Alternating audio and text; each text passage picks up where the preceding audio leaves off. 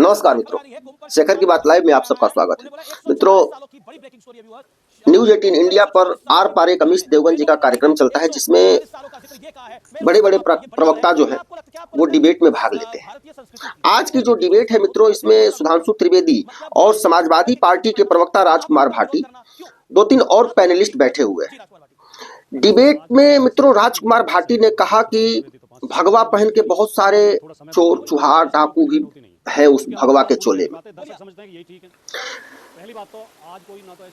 यह जो बात है यह एक तरह से सनातन का अपमान है। सुधांशु त्रिवेदी ने कहा कि तुम्हें यह सनातन के भगवा चोले पर आरोप लगाना और उसमें एक दो कुछ उस तरह के विकृत लोग हैं जिनको लेकर के तुम यह कह रहे हो, यह बताओ कि बारी मुकर्रम मौलाना मौलवी और ये बम फोड़ने वाले पूरी दुनिया में जो दाढ़ी बढ़ा बढ़ा के और खुद को मौलाना और मौलवी कहते हैं और बम फोड़ने आतंकवादी बनने की ट्रेनिंग देते हैं, तुम्हें ये नहीं दिखता?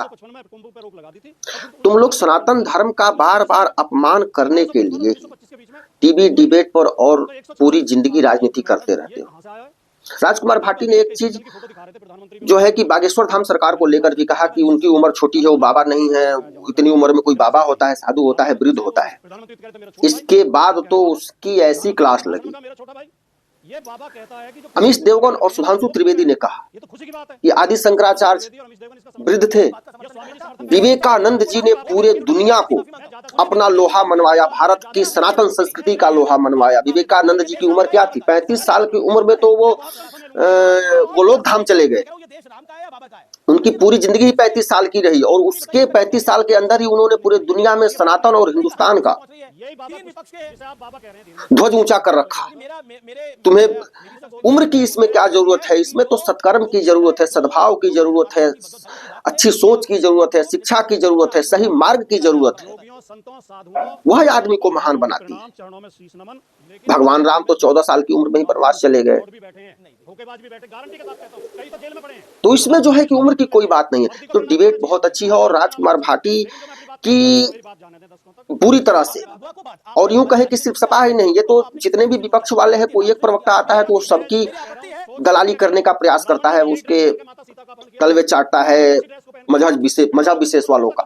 तो इनको पूरी तरह से बिल्कुल एक तरह से बेइज्जत कहा जाएगा, एक तरह से ये पूरी तरह से मतलब कि बेनकाब होकर के इनको घर भेजा सुधांशु त्रिवेदी और अमीश देवगन। आइए हम लोग यह पूरी डिबेट देखते हैं और डिबेट अंत तक देखिए, क्योंकि डिबेट का हर हिस्सा बहुत ही रोचक, ज्ञानवर्धक और देखने लायक है। एक बड़ी खबर आ रही है। कुंभ पर शिवपाल यादव का एक बड़ा बयान आया है। उन्हें बोला 144 सालों की बड़ी ब्रेकिंग स्टोरी है व्यूअर्स। कुंभ पर 144 सालों की बात गलत है, वेदों में नहीं है 144 सालों का जिक्र। यह कहा है। मैं रुक करता हूं आपका, यह बड़ी खबर है। क्या आपको लगता है कि भारतीय संस्कृति की कोई भी चीज हो उसका विरोध करना, सेंगोल का विरोध करना, मतलब बाबर के कसीदे पढ़ना, महाकुंभ का विरोध करना, क्यों महाकुंभ का? जी राजकुमार भाटी 50 सेकंड। आज कोई ऐसी घटना नहीं, मुझे 50 सेकंड क्यों? अभी सुधांशु त्रिवेदी तो 5-7 मिनट बोले। जी बोलिए। नहीं, आप मुझे थोड़ा समय दें। बोलिए। तो ऐसा तो कोई डिबेट होती नहीं है जी, क्योंकि हम अपनी बात पूरी कह नहीं पाते। दर्शक समझते हैं कि यही ठीक है।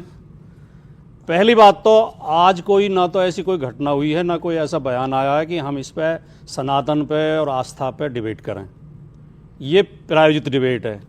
भारतीय जनता पार्टी को ये सूट करता है कि लोगों में अंधविश्वास बना रहे, लोगों में कूप मंडूकता बनी रहे, लोगों में पाखंड बना रहे।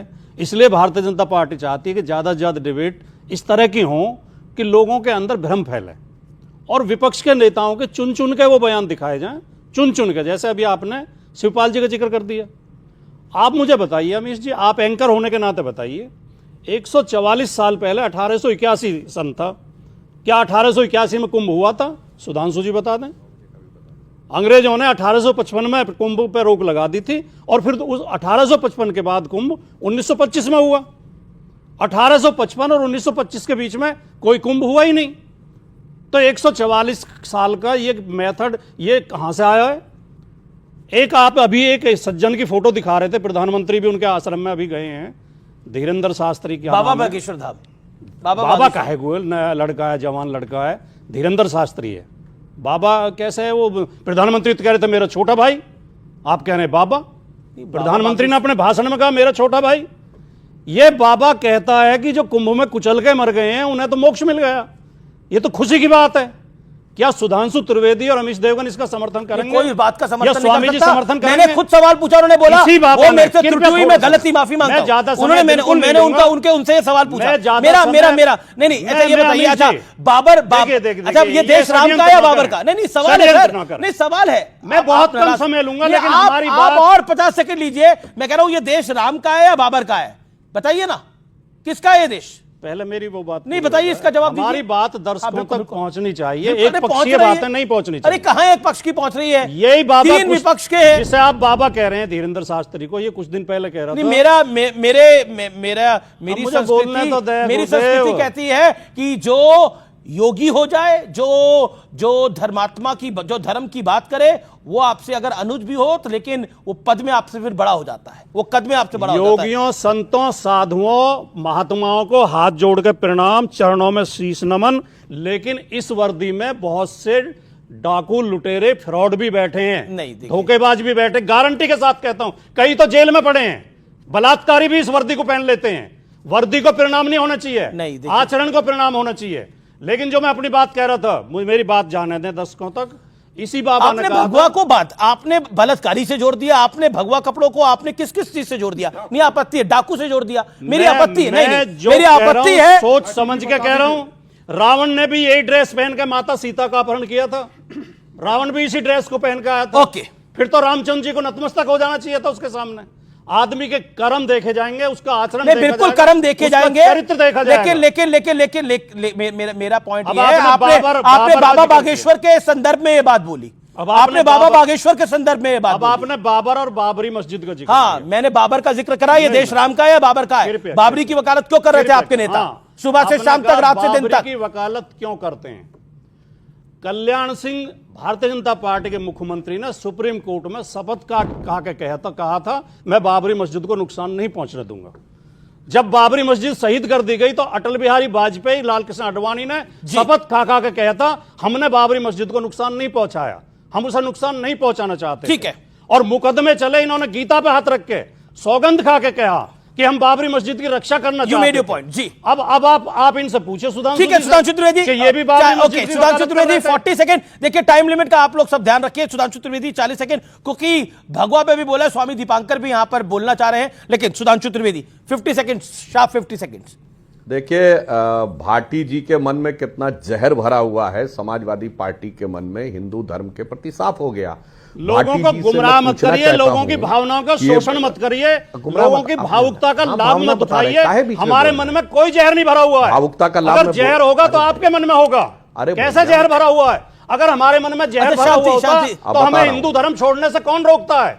हमें हिंदू धर्म से प्यार है, इसके प्रति आदर है, हम ईश्वर में आस्था रखते हैं, इसलिए तो हिंदू हैं। नहीं आपने बहुत स्ट्रॉन्ग कमेंट किया। आप गलत बयान नहीं देखिए। राजकुमार भाटी आप स्टूडियोज में हैं, राजकुमार भाटी आप स्टूडियोज में इसका नजायज फायदा उठा रहे हैं। नहीं राजकुमार भाटी अब 50 सेकंड उनकी भी बात नहीं, वो गलत बात कह रहे हैं। हमारे मन में आप अपनी बारे में आपकी गलत बातें भी सुनी गई इस बात को।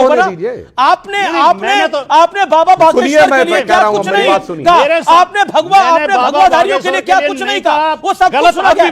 बिल्कुल मैं गलत नहीं, आप गलत आरोप लगा रहे हैं। आरोप नहीं लगा रहा, सवाल नहीं है। ओके वो 28-23 साल का नौजवान है सर। मेरा निवेदन है, बाबा होते हैं बुजुर्ग। ओके मेरा बिल्कुल ओके। ये भी बुजुर्ग खुद क्या आए हैं ये कि मेरा छोटा भाई। एक सेकंड सर, एक सेकंड। बाबा बुजुर्ग होते हैं, ये बगल में बुजुर्ग बैठे खुद कहा ये मेरा छोटा भाई धीरेन्द्र शंकराचार्य। आदि शंकराचार्य कौन से बुजुर्ग थे? आदि शंकराचार्य क्या बुजुर्ग थे? मोदी जी ने की बात कर रहे हैं आप लोग। मोदी जी ने एक सेकंड सर, भाटी जी मेरा निवेदन है, हाथ जोड़ के आप बहुत सम्मानित हैं, आप बहुत सम्मानित हैं। ये भी बुजुर्ग हैं आपके सामने, ये भी बुजुर्ग हैं आपके साथ जो बैठे हुए हैं, ये युवक हैं। ओके देखिए okay audio down. Sudhanshu Trivedi on screen, no one else. Sudhanshu, Amish ji इस ढंग से डिबेट नहीं हो सकती कि पहले अनाप शनाप गालियां बकने हमारे मन में जहर। मिस्टर भाटी पूरी बात होने दीजिए, बाद में बोलता हूं। बोलिए। इन्होंने कहा कि योगी साधु संत के बीच में कई डाकू बैठे हुए हैं और फ्रॉड बैठे हुए हैं। मैं चुनौती से पूछता हूं, मुल्ला मौलवी मुफ्ती मुकर्रम बारी में आतंकवादी डाकू बलात्कारी बैठे हैं कि नहीं? बोलो आया ना, मुझे बोलो। मैं तो रखो कम से कम इतना जो कि यूनाइटेड नेशन तक से आतंकवादी, बोलो बोलो, अन्याय कर रहा हमारे बोलो। हाँ मैं बोल रहा हूँ अन्याय क्या कर रहे हैं? बोल रहा हूं मैं पूछा, दूसरा सवाल पूछता हूं। पूरी बात होने दीजिए। और वैज्ञानिकता की बात, अब सुनिए भाटी जी, भाटी जी बहुत हो गई आपकी बदतमीजी, इतनी देर से आप लगातार बोलते चले जा रहे हैं। और मैं भाटी जी से पूछता हूं कि वैज्ञानिकता की बात करो, कूपमंडूकता की बात मत करो कि वहां से वो ठीक हो गया। मदर टेरेसा को सेंटहुड मिला कि मृत्यु के बाद उनकी आत्मा ने 2 लोगों को बगैर इलाज के ठीक कर दिया, इसके लिए वेटिकन में उन्हें सेंटहुड दिया गया। बोलो, औकात हो तो बोलो, यह कूपमंडूकता है, अवैज्ञानिकता है, या हैसियत हो तो बोल के दिखाओ इस पे। इसके बाद दूसरे धर्म के लोगों पे आओ वहां बोलो। पूरे लोगों के सामने यह साफ है कि हिंदू धर्म के बारे में जो लोग अनाप शनाप उल्टा सीधा बोलते हैं, और सुनिए भाटी जी, बहुत धर्म ग्रंथों पे कहते हैं औकात है बोलने की कि किसी धर्म ग्रंथ में यदि लिखा है कि धरती चपटी है तो उसमें बदलाव कर दिया जाए। औकात है बोलने की कि किसी में लिखा है सूरज पृथ्वी के चारों ओर घूमता है तो उसमें कुछ चू बोल दिया जाए। इसलिए चुन चुन कर हिंदू धर्म को अपमानित, इसलिए मुझे आज क्रोध आया कि इतने मुझे कड़े शब्दों का प्रयोग करना पड़ा, क्योंकि डाकू लुटेरे जैसे शब्दों के। अब एक बात कहना चाहता हूं भाई, देखिए जब याकूब मेनन का नमाज़े जनाजा कहा गया